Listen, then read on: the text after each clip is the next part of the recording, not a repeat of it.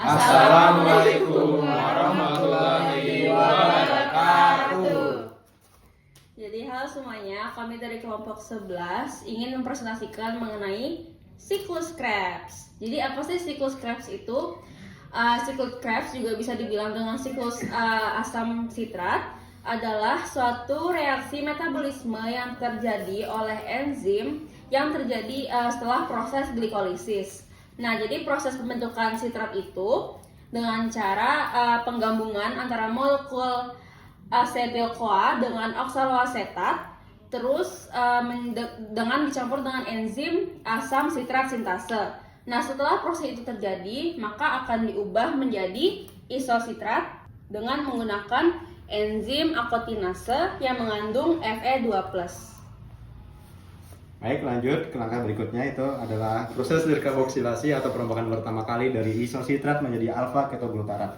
Di mana isositrat ini sebelum menjadi alfa ketoglutarat dioksidasi dulu menjadi oksalosuksinat. Nah, di situ kemudian setelah oksalosuksinat barulah ada proses dekarboksilasi atau pelepasan atom karboksil. Nah, di mana yang awalnya isositrat itu ada 6 karbon, kemudian jadi alfa ketoglutarat menjadi 5 karbon.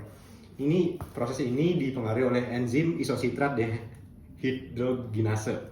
Kemudian alfa ketoglutarat. Nah, ini juga prosesnya sama, proses karboksilasi dari alfa ketoglutarat menjadi suksinil-CoA. Ini dipengaruhi juga oleh enzim alfa ketoglutarat dehidrogenase. Baik, tahapan yang selanjutnya, suksinil-CoA diubah menjadi suksinat itu dengan bantuan enzim. Selain dari enzim juga dibantu dengan magnesium dan GDP, yang GDP itu dibantu dengan fosfat sehingga membentuk GTP. Nah, dari GTP itu bisa dirubah menjadi ATP. Lalu selanjutnya suksinat itu dioksidasi sehingga menghasilkan fumarat dengan bantuan enzim dehidrogenase.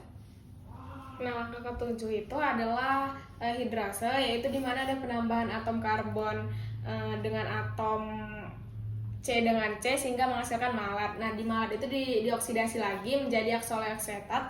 Lalu dari oksaloasetat itu akan dibantu dengan enzim dehidrogenase, lalu akan menghasilkan malat. Lalu begitulah siklus Krebs terus berjalan. Nah, mungkin sekian dari penjelasannya. Kami ada tips untuk kalian yang mau mengingat tahapan-tahapan dari siklus Krebs. Bisa dipresentasikan oleh Raymond dan Fadil. Baik, jadi kami akan menyanyikan lagu siklus Krebs. 1, 2, 3. Kalau asetat dan asetil-CoA dibantu koenzim dari asam sitrat dengan akotinase jadi isositrat, dekarboksilasi alfa ketoglutarat.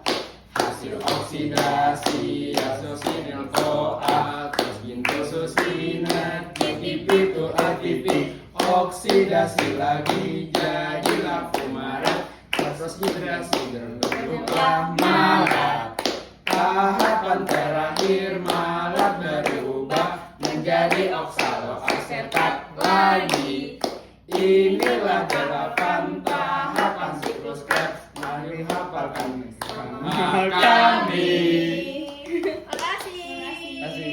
Sekian presentasi dari kami. Terima kasih.